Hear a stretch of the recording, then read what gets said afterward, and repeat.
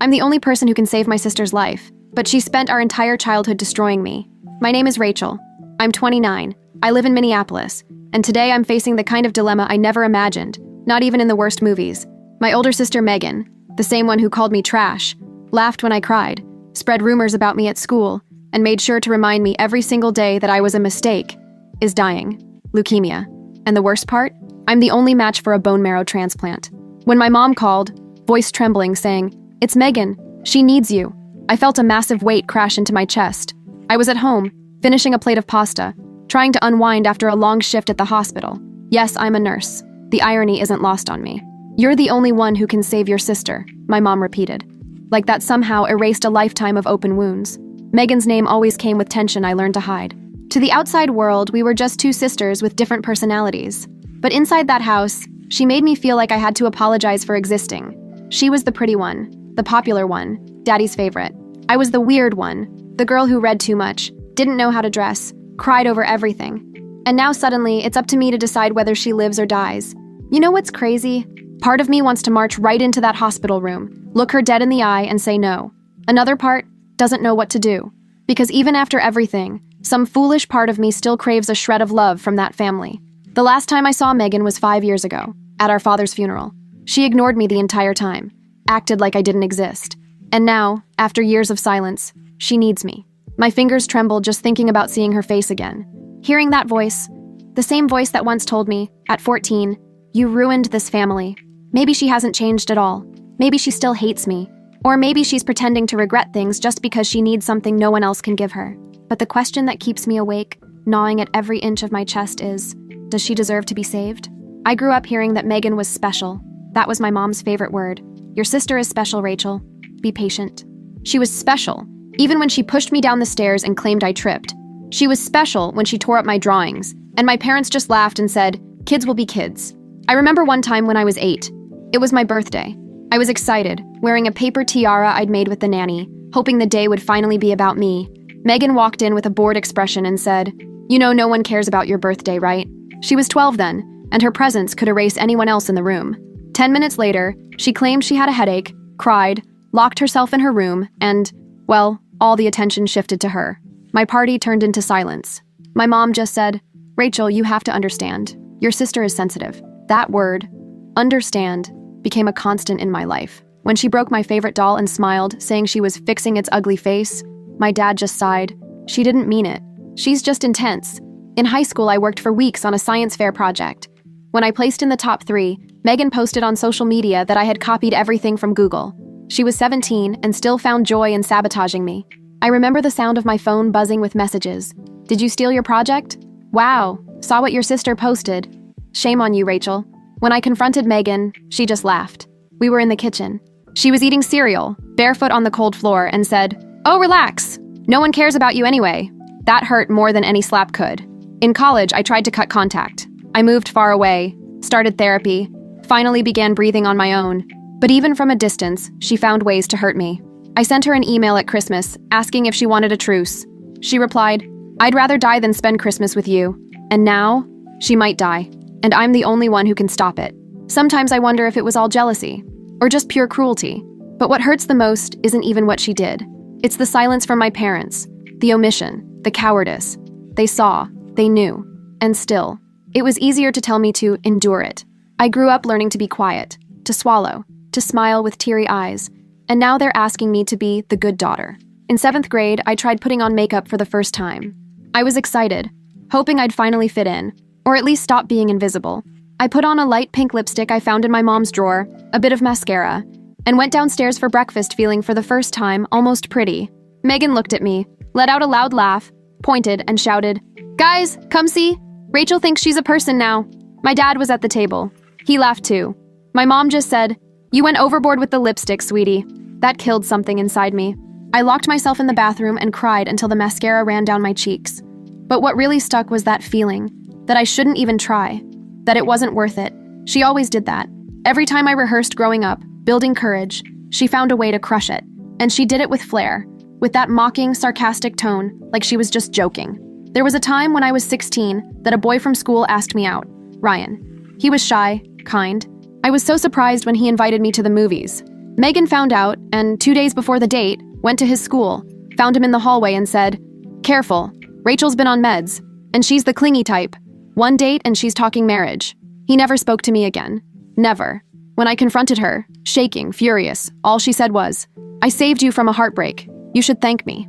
It was the first time I broke something at home. A picture frame in the hallway. And of course, who got the blame? "Rachel, control yourself. Look how upset your sister gets with these things," my mom yelled, as if I was the monster. There were 3 of us in that theater, you know?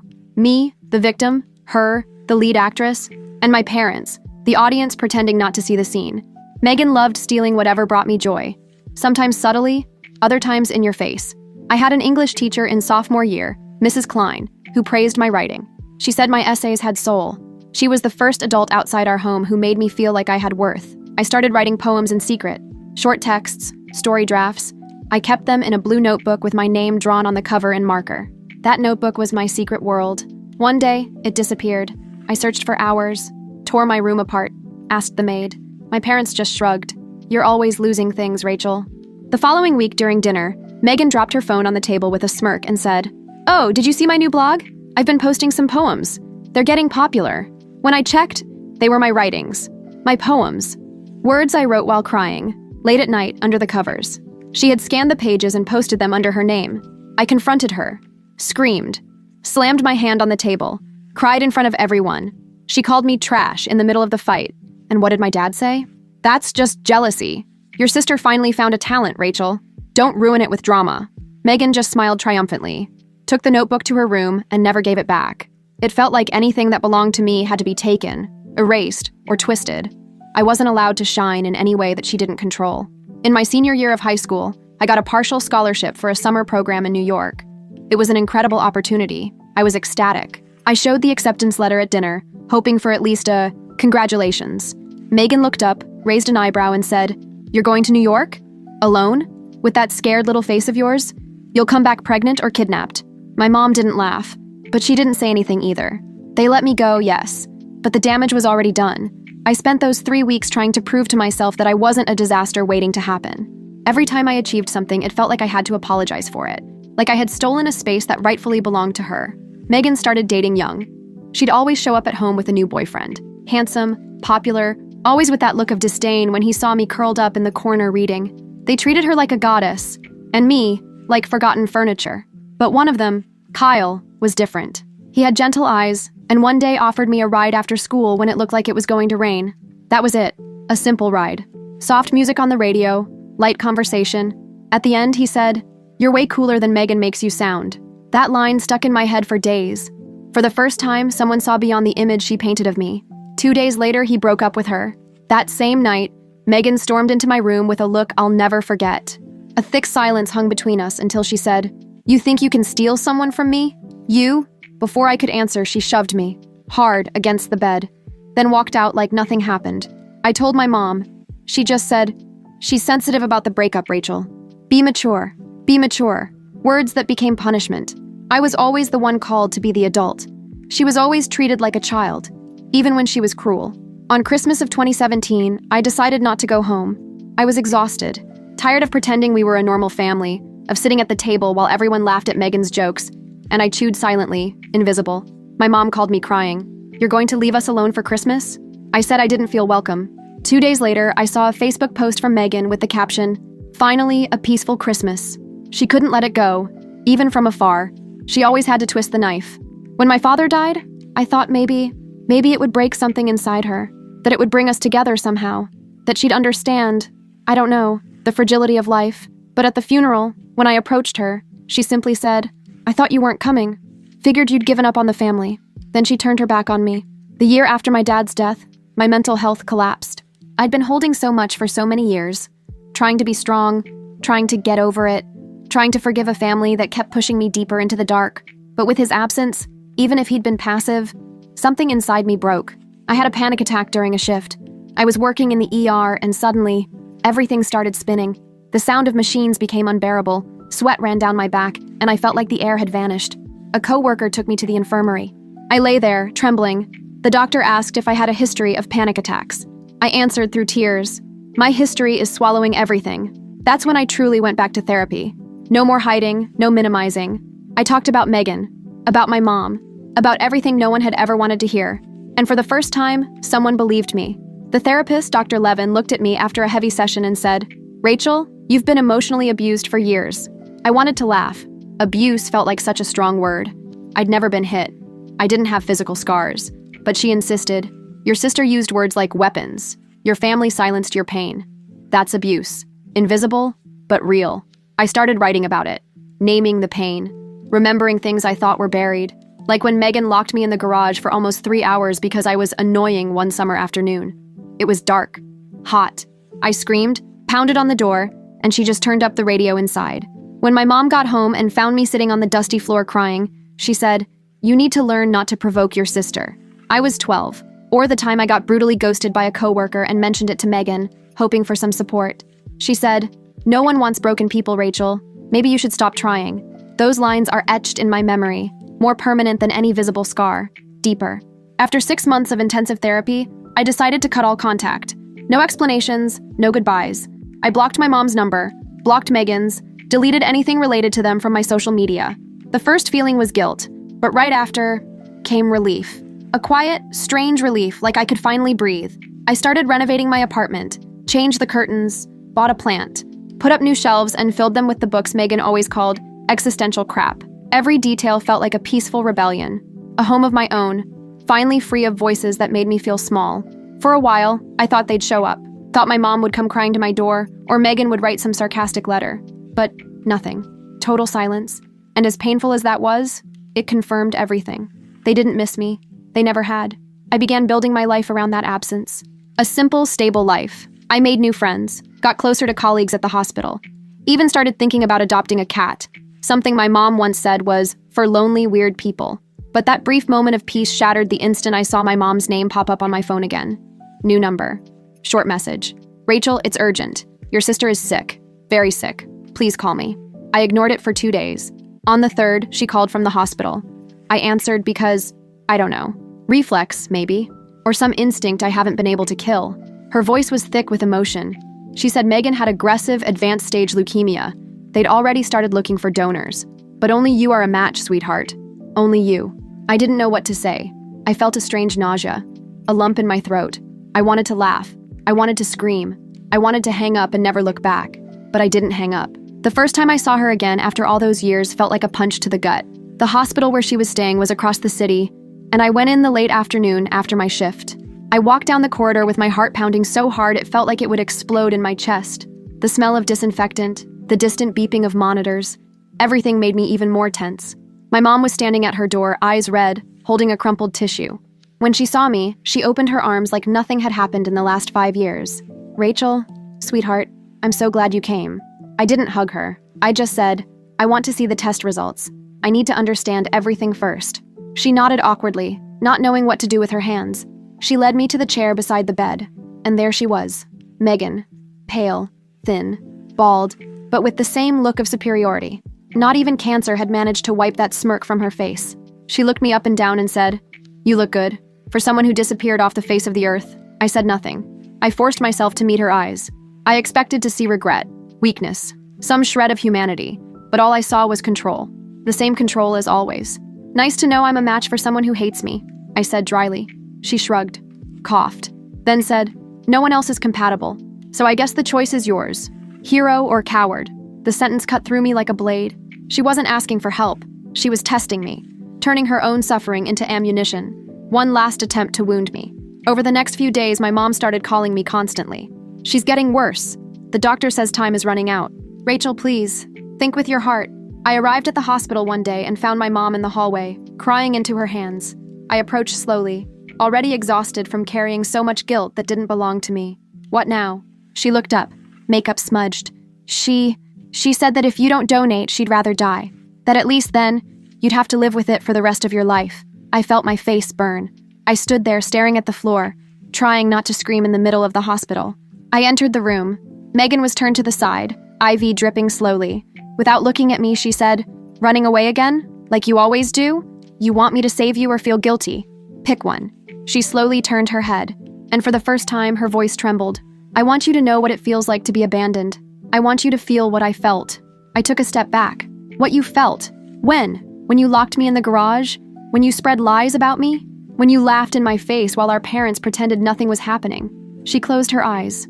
A tear rolled down, but there was no remorse. It was something else. Frustration, anger, maybe even contempt for being in a position of weakness. You were always weak, Rachel. The only reason you have power now is because I'm dying. That hit me so hard I had to leave the room. My fingers were trembling. The air felt like it was made of shards of glass. In the hallway, I found her doctor, Dr. Patel.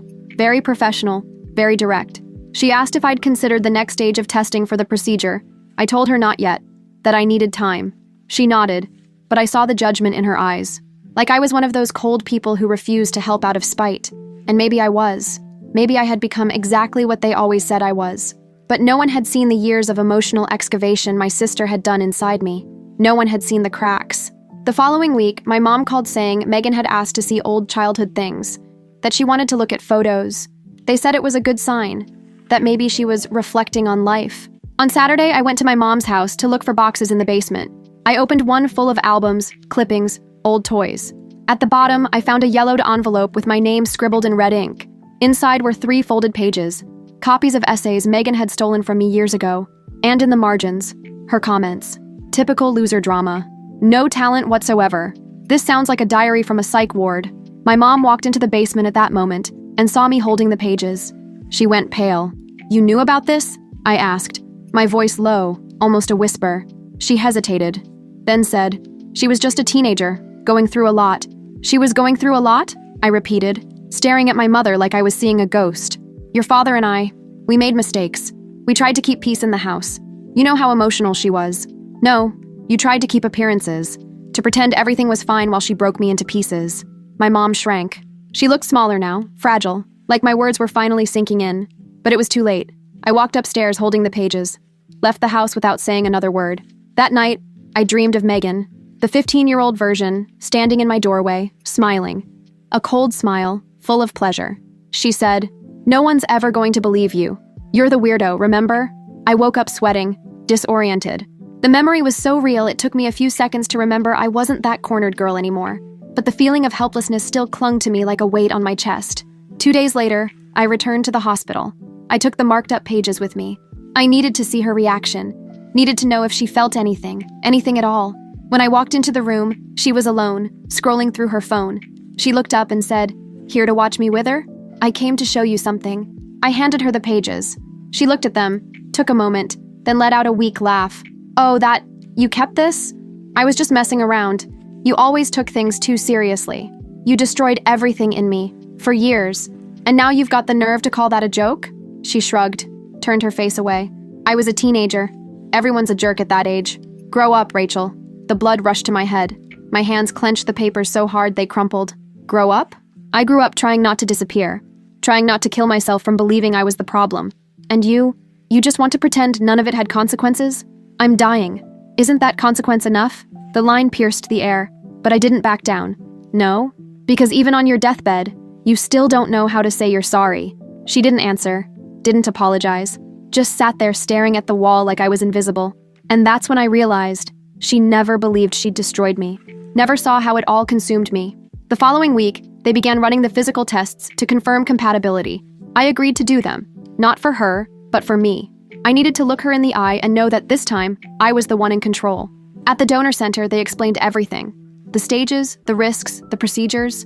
I signed a stack of papers, gave blood, answered endless questions. But the thing that echoed most in my mind was what the nurse asked me. "Are you here of your own free will?" I hesitated, then answered, "I'm not sure yet." She looked at me a second longer than necessary, then continued with the protocol. Outside in the parking lot, I ran into my mom. She looked relieved when she saw me. "Thank you, sweetheart, for doing this. Megan's hard, I know, but she needs you right now. She's trying to change." "Trying?" I asked, folding my arms. "She told me the other day that she regrets how she treated you. She just doesn't know how to say it. Megan's never known how to handle emotions. And why is it always my job to understand other people's emotions? What about mine? Who understands those?" She didn't respond, swallowed hard. But what hurt the most was realizing that even now, with everything on the line, my pain still came last. 2 days later, I walked into the hospital room unannounced. Megan was on her tablet, watching something. Alone. "Can I talk to you?" She paused the video, didn't smile, Talk. I want to ask you something, and I want you to be honest. Do you really think you deserve this? The marrow, the chance, my forgiveness. She took a deep breath, stayed quiet, then replied coldly, "It's not about deserving, it's about needing. I don't have another option. And if I say no," she raised her eyes, firm, defiant, "then I die knowing you're just like me." It felt like a stab in the chest. I stood there staring at her, trying to figure out if it was blackmail, desperation, or just the same old poison. Before leaving, I said something I didn't even know I'd been carrying. The difference is, if I let you die, I'll still sleep at night. The next day, the hospital's social worker called me in, said it was standard procedure, part of the process. But I could tell it wasn't just that. She wanted to know if I was being pressured, if there was any emotional coercion involved. She was a woman with her hair pulled back, calm voice, eyes that seemed to see more than they said. "Do you feel at peace with this decision?" she asked. "No," I answered immediately. She nodded. "You don't have to feel at peace, Rachel, but you do need to be sure you're doing this for yourself, and not out of fear or obligation." Those words stuck with me for the rest of the day, because that was exactly what I could no longer separate, where the guilt ended and where my own will began. That night, lying in bed, unable to sleep, I remembered a conversation with my dad from years ago. I must have been about 10. I was sitting on the porch, crying because Megan had ripped up a prize I got from school, a picture book on astronomy. He sat beside me, handed me a tissue, and said, "Your sister feels things in a difficult way. Sometimes she hurts because she's hurting inside. But I'm hurting too," I said, sobbing. He looked up at the sky for a while, then murmured, "Some people are given permission to hurt others. That's just how the world works." That day, I learned to swallow pain as if it were part of the daily routine. But now I was an adult, and the permission they gave her for so long was being renewed again, with my blood, my bone marrow, my body. I went back to the hospital one more time, walked straight into her room. She was asleep, or pretending. I sat down quietly for about 5 minutes. Then I started speaking. "You destroyed me." Over and over. Not by accident, not in a moment of weakness, but intentionally.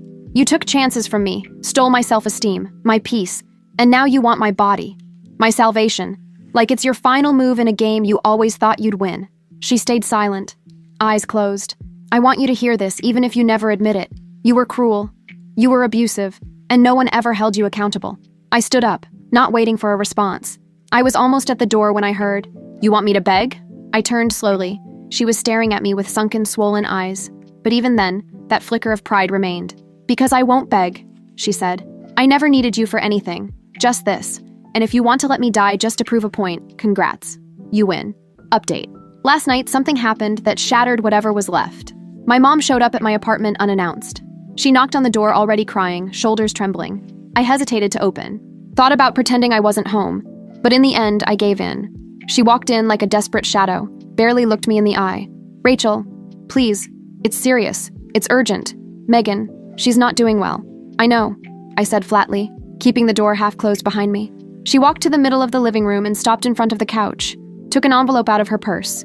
The paper was wrinkled, dirty at the edges. "She wrote this for you, said maybe it was the only way." I stood there, didn't reach out, didn't take it. She pushed it toward me. "Read it. Just read it." I took it, opened it. A single handwritten page. I recognized Megan's handwriting instantly. "Rachel, if you're reading this, it's probably because you're still deciding whether to let me die. Congratulations. You finally got what you always wanted. Everyone's looking at you. Everyone depends on you. The forgotten daughter becomes the lead." I stopped halfway. Rage rose like a dry fire. My fingers crumpled the paper. My mom tried to grab it back. "It's not all like that. She just doesn't know how to—" "No," I cut her off. "She knows exactly what she's doing." I threw the envelope on the table, turned my back. But my mom didn't give up. "Sweetheart, you don't understand. She's scared. She just doesn't know how to show it." I turned back around, my chest burning, the words spilling out before I could filter them. "I've been scared for 29 years. Scared of my own sister. Scared to exist in that house. And you're still here asking me to understand her?" She started sobbing, sat on the couch, shaking like she was the victim. "I just wanted you two to be close. I just wanted to fix everything." "Too late," I said, voice raw. "You had years to do that. Now it's on me." That's when she said it. Quietly, guilty. She tried to take her own life last night. The silence was deafening. I couldn't speak, couldn't think. I just stared at the floor like all the air had been sucked out of the room. "She swallowed a full bottle of sedatives," my mom continued. "They said they managed to reverse it. But she She was screaming your name at the hospital, screaming and crying that you wanted her to die. My stomach turned, my legs went weak, my face flushed, not from pity, not from fear, but because even in that state, she still blamed me.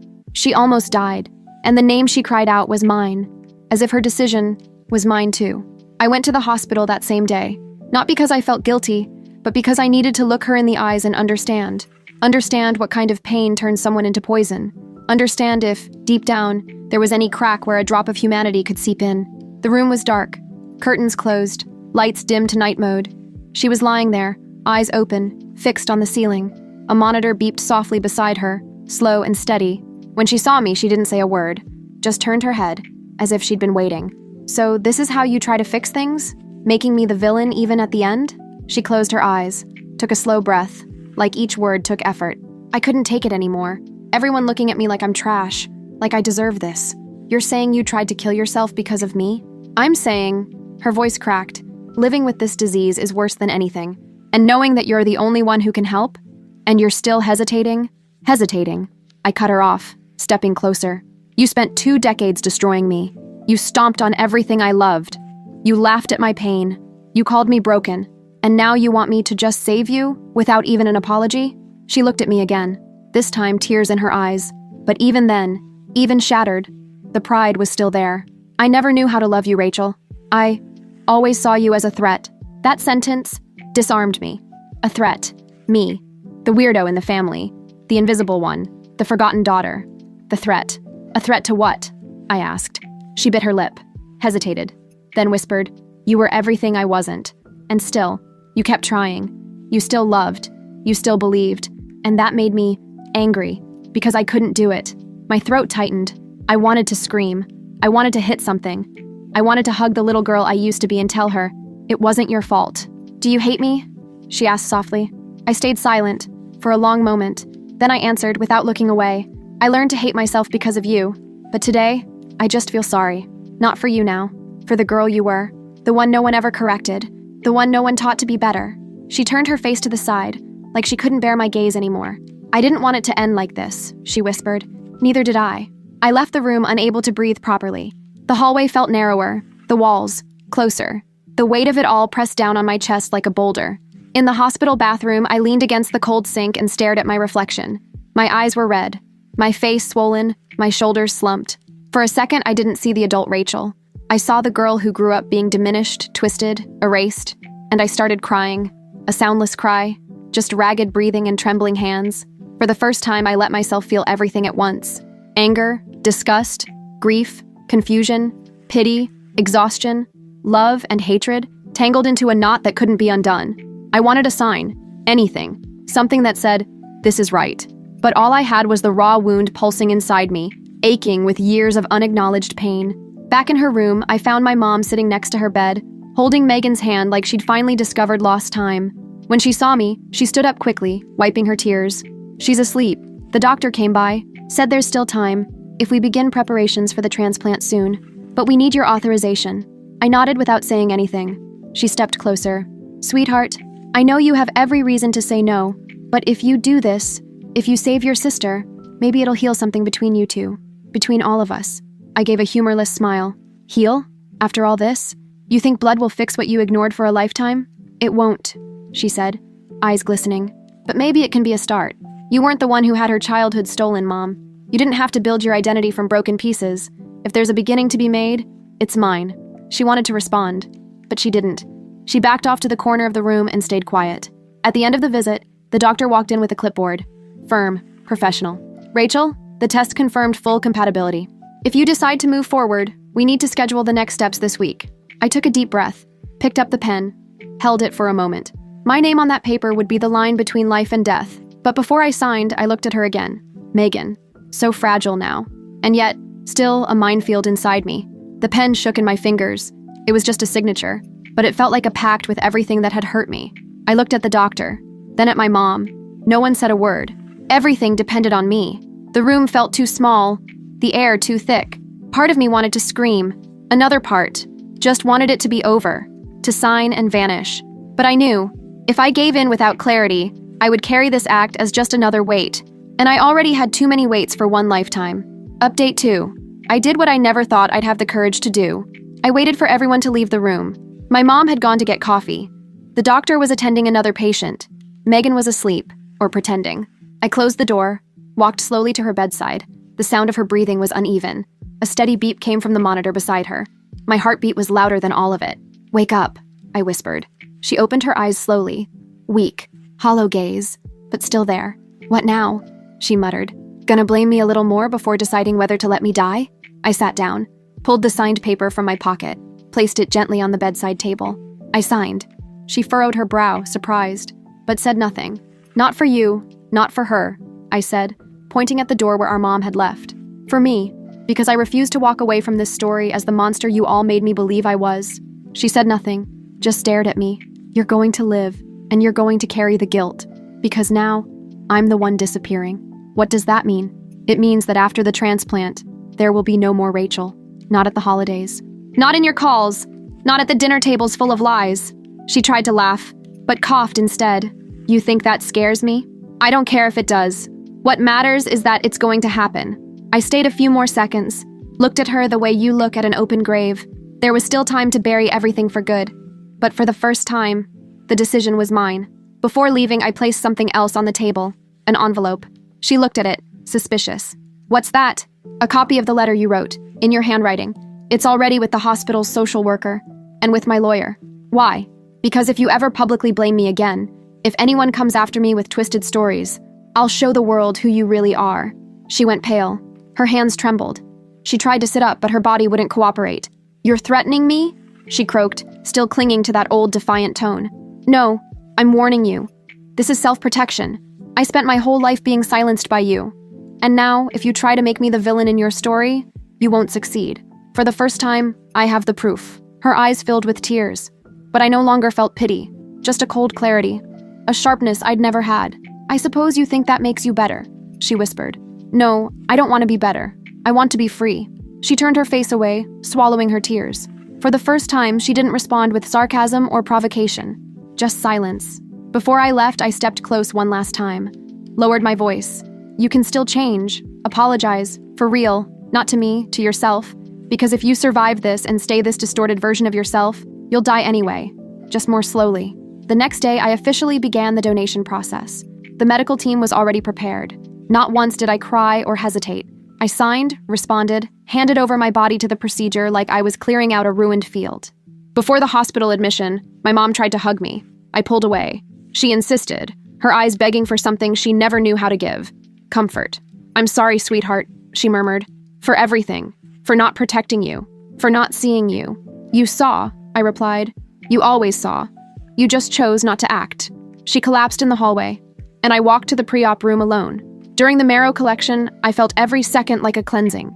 The pain was physical, yes, but I'd known worse pain. Pain is living with the feeling of being invisible, of being disposable. This was nothing compared to the childhood I had. When I woke up from the anesthesia, my body was heavy, exhausted, but my mind was clear. No more doubt, no more guilt. I had done what was right, for me, and only for me. I was discharged 2 days later. I didn't wait for visitors, didn't leave flowers in the room, didn't send a message. Before I left, I asked the nurse to deliver a sealed note to Megan. Inside were just 4 lines. "You have a second chance. Use it well. Don't contact me. Don't blame me." On the ride home, I sat in the back of the cab watching the city through the window like I was seeing everything for the first time. The streets, the buildings, people rushing in every direction. Everything looked the same. Only I had changed. My phone buzzed in my pocket. A text. From my mom. She read the note, cried a lot, said she understood, said, "She'll try." I deleted the message without replying. 2 days later, the hospital called. It wasn't about Megan. It was the social worker asking for my permission to include my name in a bone marrow donation awareness campaign. They wanted to share my story, with my consent. Said that other women, other people who'd endured family abuse, were finding inspiration in what I had done. I took a deep breath, thought about saying no. But then I imagined how many Rachels were out there, suffocating in silence, thinking they were weak, ungrateful, crazy, when in truth, they were just too hurt to speak. I agreed, with one condition: no real names. Nothing that would link me directly to Megan or my family. I didn't want fame. I wanted to turn the page. I returned to my routine. Quiet, methodical, mine. Days passed with no new messages. no calls, no drama. Until 1 week later, I received a package at my door. No note, no name, just my address handwritten on the label. I felt suspicious immediately. My heart squeezed. For a moment, I thought about tossing it without opening, but something in me needed to know. I opened it carefully. Inside, a small cardboard box wrapped in cloth. And inside that box, my blue notebook. The one from my childhood. The one Megan had stolen. Used to mock me, promote herself, silence me. I sat on the floor, legs crossed, notebook in my lap. My hands trembled, but it wasn't fear. It was memory. The weight of everything I had written when I had no one to talk to. On the cover, a folded note clipped on. I don't know if this erases anything, but it's what I have left to try stitching what I tore apart. Nothing else. I flipped through it slowly. Every poem, every paragraph. Tears fell, uninvited. I cried like someone cleaning a room after a storm. Not out of grief, but recognition. She knew what she had taken, and she was giving it back. I sat there for nearly an hour, in silence. Then got up, cleaned the cover, and placed the notebook on my bookshelf, between two important books. One on neuroscience, the other on trauma. It was symbolic, because that notebook was both. Later that day, I sat at my computer and wrote an email to myself with the subject, record. In the body, I typed, "Today, for the first time, I don't feel like a hostage of the story I lived. It still hurts. But it doesn't define me anymore." I hit send and left it there. Months passed. Megan survived the transplant. Her body responded well, according to the doctor. The cells started replicating as expected. She had complications, of course, fevers, isolation, appetite loss. But she made it. I learned all of this from a distance. I didn't go back to the hospital. I didn't call. I didn't send any messages. My mom sent the occasional text. Short. Almost cold. "She's improving. She asked if you're doing okay. She's not insisting on seeing you, but I know she thinks about it." I read them. Never replied. I went back to working longer shifts. Volunteered for overnights at the hospital. There was something comforting about the silence of the night. The empty halls, dim lights, the soft sound of machines. People who just wanted to live, without performance, without a past. One night, an elderly patient held my hand after I changed her IV. "You have the eyes of someone who's seen too much, and stayed kind anyway," she said with a faint smile. I swallowed hard, thanked her, went to the bathroom and cried in silence, out of gratitude and exhaustion. Sometimes, in the hallways, someone recognized me from the donation campaign. A new nurse once said she had read my interview on a blog from the association. She said my story inspired her to register as a donor too. "We think donation is just physical," she said. "But the way you told it, it's like you gave your entire self. Even the silence carried weight." And she was right. I gave my whole self, because everything that story took from me, I chose to give back in a different way. Not for my sister, for me. One night, I got a call from an unknown number. My instinct was to ignore it, but something made me answer. "Rachel." Silence. But I'd recognize that voice in any version. "It's me." She didn't apologize, didn't cry, didn't try to explain anything. "I just wanted you to know I'm leaving the city, starting over somewhere else. I won't let anyone reach out to you. I won't speak your name." I stayed silent.